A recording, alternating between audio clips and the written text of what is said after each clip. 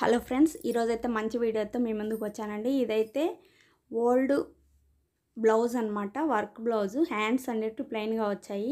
ఈ బ్లౌజ్ అనేది మరి హెవీగా ఉంది, వేసుకోలేకపోతున్నాము. అందువల్ల దీన్నైతే ఏదో ఒకటి రియూస్ చేద్దాం అన్నట్టు నాకు వచ్చిన ఐడియాని మీతో కూడా షేర్ చేస్తున్నాను. ఈ వీడియో అనేది ఇదేమి కొలతలు ఏం లేవండి, ఉన్నదైతే తీసుకుంటున్నాను. కొలతలు 13 ఇంచెస్ ఉందన్నమాట, కిందకి 10 ఇంచెస్ ఉంది. ఆ కొలతలు అలాగే తీసేసుకున్నాను నేను, వేస్ట్ అనేది చేయకుండా.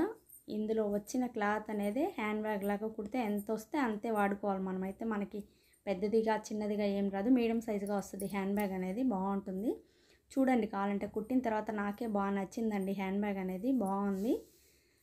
వేస్టేజ్ మొత్తం కట్ చేసుకున్న తర్వాత లోపలికైతే ఫామ్ షీట్ వేసుకోవచ్చు.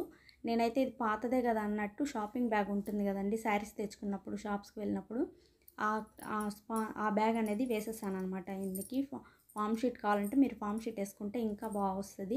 కానీ ఇదైతే బాగానే వచ్చింది నాకు. 1.5 ఇంచ్ అటు 1.5 ఇంచు ఇటు తీసుకొని రౌండ్ షేప్ అనేది తీసుకుందాం ఇది హ్యాండ్ బ్యాగ్ కోసము.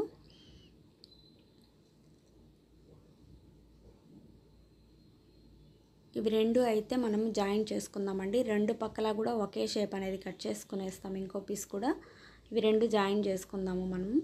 ఇవి రెండు జాయిన్ చేసిన తర్వాత నేనైతే దీనికి జిప్పు కూడా పెట్టానండి. ఆ వీడియో అయితే మిస్ అయింది, జిప్పు పెట్టడం. నేను స్టిచ్చింగ్ అయితే చూపించడం లేదు, లెంతీ అయిపోతుంది. ఎలా స్టిచ్ చేసుకోవాలనేదే చూపిస్తున్నాను అనమాట.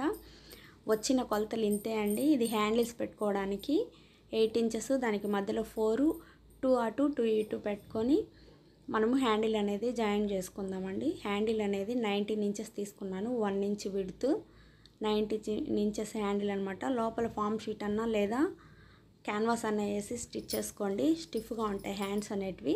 రెండు పక్కల హ్యాండ్స్ అనేది ఈ విధంగా జాయిన్ చేసుకుందాము.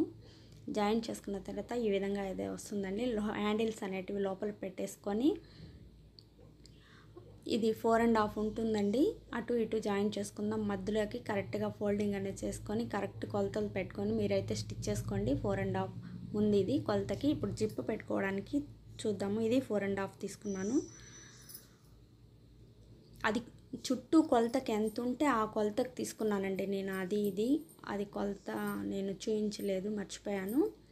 రెండు జిప్ అనేది జాయిన్ చేసుకుందాము. మీరు కొలిచైనా తీసేసుకోవచ్చండి, ఎంత లెంత్ ఉంది మీ హ్యాండ్ బ్యాగ్ మీకు వచ్చిన మీ దగ్గర ఉన్న క్లాతులను బట్టి మీకు ఎలా వస్తే అలా కొలిచి తీసుకోవచ్చు. నేను చూపిస్తున్న కొలతలే అనేం కాదు ఇది, ఎందుకంటే ఇది కొలతలతో కుట్టడం లేదు కదా, ఉన్న మనకి వచ్చిన బ్లౌజు వేస్ట్ చేసుకోకుండా కుడుతున్నాం కాబట్టి కొలుచుకొనే తీసుకోవాలి. మనం అన్నీ పెట్టుకొని ఈ విధంగా అయితే పిన్స్ పెట్టుకొని సెక్యూర్ చేసుకొని ఇదైతే స్టిచ్ చేసేసుకుందామండి. అవుట్లైన్ మొత్తము ఈ రౌండ్ మొత్తం స్టిచ్ చేసేయాల. ఇలాగా స్టిచ్ చేసాం కదా, దీనికైతే మనము పీసెస్ లాగా రాకుండా ఒక క్లాత్ అనేది వేసి పైపింగ్ లాగా అనేది చేసుకుందాము. ఒక క్లాత్ పెట్టి పైపింగ్ చేసేసుకుందామండి. ఇది